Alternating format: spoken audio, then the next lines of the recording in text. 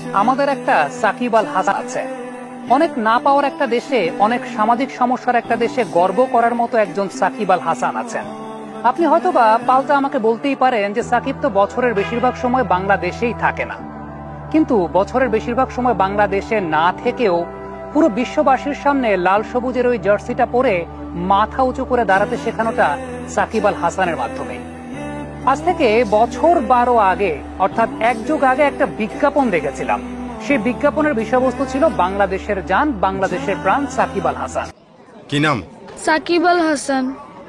না স্যার, আমি সাকিব আল হাসান। তাইলে আমি কে রে? সাকিব আল হাসান। বাংলাদেশের জান, বাংলাদেশের প্রাণ সাকিব আল হাসান।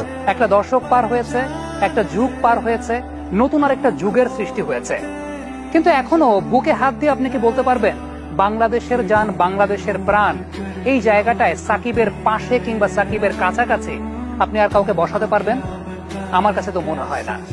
সাকিব আল হাসান বাংলাদেশের ক্রিকেটের এমন একজন নক্ষত্র। সাকিব আল হাসান বাংলাদেশের ক্রিকেটের এমন একটা নাম, মাঠের বাইরে অনেক বিতর্কই হয়তোবা তাকে নিয়ে হয়, কিন্তু মাঠে নেমে একটা ম্যান অফ দ্য ম্যাচের পুরস্কার তিনি হাতে তুলে নেন, সব বিতর্কই সেখানে শেষ হয়ে যায়। তুমি আমাকে একটা সাকিব এনে দাও, বিনিময়ে আমি তোমাকে একটা গোটা ক্রিকেট রাজ্য দেব। অস্ট্রেলিয়া বলে আমাদের একটা স্মিথ আর একটা স্টার্ক আছে, বাংলাদেশ বলে আমাদের একটা সাকিব আছে। উন্নাসিক ইংল্যান্ড আক্রমণ সাজায় ভাড়া করা স্টোকস আর আর্চার দিয়ে। বাংলার সমর কৌশলে রক্ষণ আর আগ্রাসনের প্রতীক ঘরের ছেলে সাকিব। গোটা বাংলা থেকে যা বেরিয়েছে একটাই, ভুল। গোটা বিশ্ব থেকে সাকিব ওই একটাই বেরিয়েছে। সাকিব যে একের ভেতর অনেক, সাকিব যে ক্রিকেট রাজ্যের এক বিদ্রোহী রাজপুত্র। 22 গজের ওই রাজ্যে সাকিবের সামনে দাঁড়ানোর যোগ্যতা রাখে কজনা। কজনা সাহস পায় সাকিবের ওই রক্তচক্ষুকে চ্যালেঞ্জ দিতে। বনবাসে যাওয়ার আগে কে পেরেছে সাকিবের রাজ্যে হানা দিতে? কজনের সামর্থ্য হয়েছে গত এক দশকে রঙিন পোশাকে সাকিবকে ছুঁয়ে দেখতে। কেউই পারেনি, কারো সামর্থ্য হয়নি, কারণ সুপারহিরোরা সাধারণের কাতারে নামে না।